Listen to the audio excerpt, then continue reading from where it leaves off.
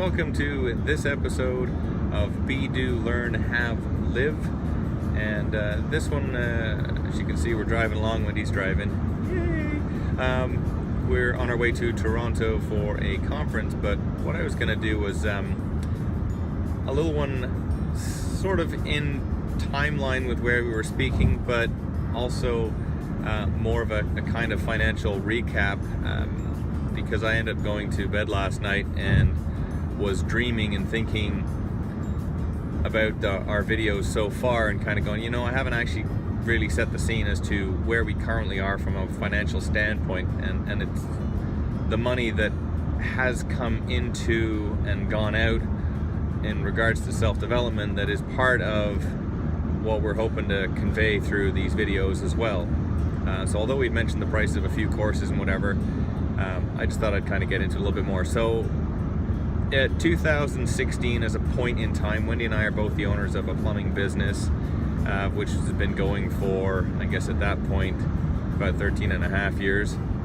And being the entrepreneurs raking it in, we were both earning together the equivalent of about $70,000, which actually, as I determined, was even less than some of my plumbers. So it's one of those crazy things of the entrepreneur saying, well, I could actually go and earn more as a plumber somewhere else.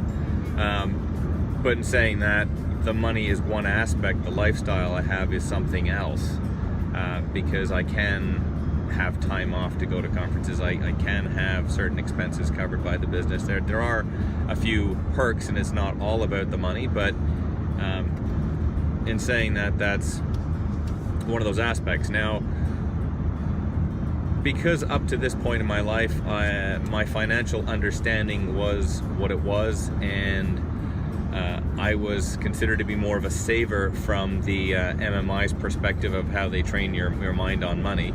And that's not necessarily a good thing or a bad thing. It is what it is. There's 4 personality types there as far as thinking for money. Sorry, I'm trying to get a little bit more comfortable as we're driving.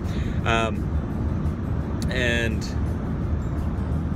so I'd put a bunch of money in various different saving accounts over years, not like tons and tons, because that's not the thought process behind it, but it's a question of you start early enough and you put stuff in, over time it builds up. And we've read about that through books like The Compound Effect and the like. So we'd accumulated probably about 100,000 or so in accrued savings between the both of us through TFSAs, RSPs.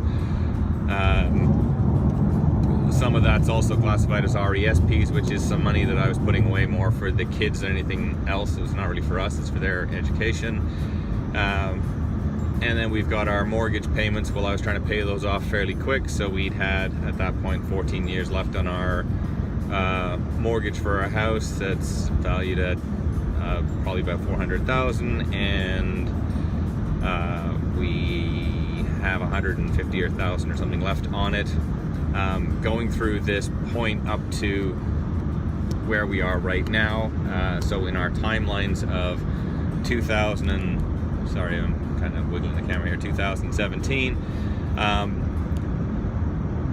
through this personal development side of things, I'd pretty much gone into utilizing a whole whack of our household line of credit, the equity that's in the house, and actually started to eat away at the RSPs, which is the equivalent of the 401ks in the States, or 401s or something like that, and had some money there. Obviously the RESPs were more for the kids anyway, so kind of not touching those. And up to this point, I would say we probably spent, I had spent about, I think I looked at that and said about at that point it was about 130,000 on the courses, travel to and from, hotels, food while we've been away, and all that kind of stuff. And at this point, Wendy's only just got into going on her first course, which we said was about 15,000 plus her hotel fees and whatever else. And then I was also away at another course ourselves. This is in December of 2017. At this point, just prior to having Wendy go off to her matrix, I'd come back and said, oh, we've got no money left. Christmas is canceled. And I'm getting kind of a bit antsy on, oh my God, what am I doing from a home security financial standpoint, going, what on earth is happening here? I need to kind of stop this craziness, even though I still feel it's very important to be working on myself. But things just didn't seem to be kind of, from that financial standpoint and where I've been going and everything else, that it was kind of like, I gotta put the brakes on and can't afford anything and blah blah blah, even though my mind's going, okay, I keep needing to see opportunities and looking for opportunities, and that's part of going on these courses, teaches you. So and more that I'm stressing this is because there is a whole lot of mind frick, as T. Harv Eker would refer to it, that your mind goes through a whole lot of things. Physically, you still have to live. There's a process through Success Resource that I keep hearing. It's about do as many courses as you possibly can. Take every course, read every book. Do all your time. If you can afford it, go and do it. But at the same time, it's also about look at this from an ecology standpoint, saying don't do something that's going to cause you or someone else harm. And it's like, okay, well, if I have no money, then that's going to cause me a lot of harm, so that's not good. But at the same time, I'm still trying to take everything, and keep up with that side of things, because I know that it's not just about going on courses that are going to sell you other courses and other books and this and that. It's about building up my knowledge, my intellect here, and opening my eyes up to other opportunities. But needless to say, we kind of come to this financial crunch thing. We've talked about the JAR system, which I personally feel is an absolutely awesome system to follow and something you need to kind of do.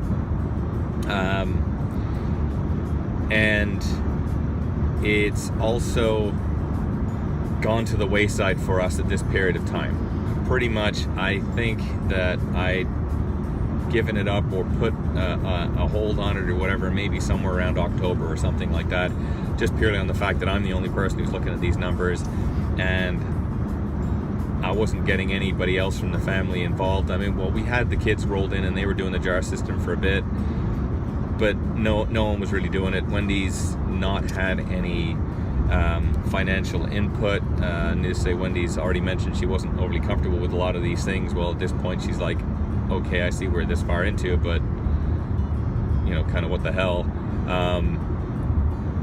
But when you start looking at these family systems, you either need to have a whole lot of control from the financial side of things, or work at them as a bit of a team, so everybody's sort of on the same page and knows what's going. But the biggest thing, which I'll get into probably later on, is we haven't actually been using the JAR system properly, in the sense that going through business, I'm used to reconciling things at the end of the month. So in that scenario, it's like, well, let's spend, and then you take your allocations and you move them into, okay, well, yeah, that was that expense, so this was play, this was education, this was whatever else. And I mean, for our particular state, our education account was, I think the last time I looked at the JAR system at that point was minus $83,000, saying that I'd owed the JAR system $83,000 for everything else. I think the play was probably okay. The FFA had nothing in because that was all going to education, and all sorts of other craziness was going on. So it just wasn't working. So I kind of stopped that, and I basically said, okay, well, we're gonna do pretty much nothing for Christmas. We're not buying anybody else gifts.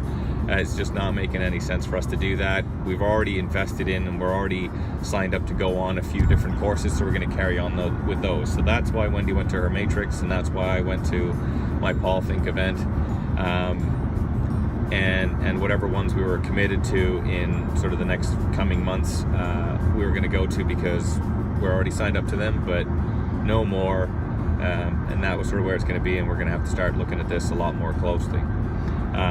And with that, I think I'm going to end this one with the only caveat on there saying that because we'd also just done Bob Proctor and Mary Morrissey, that one of Bob Proctor's things at his event, which was sort of slapping me around the side of the face, was that you are only earning the money that you are are basically feeling that your self-worth is at. And I'm going, oh, that's great. So obviously I don't feel so hot about myself in a financial sense, right? That I'm not worthy. So there was a thought process in my mind going, okay, well, how can I increase my own money at this point? Because, you know, I've even got people in our industry saying I should be paying myself or us at least twice what we're currently getting. So anyway, that's where this one's being left at. We'll see you on the next video.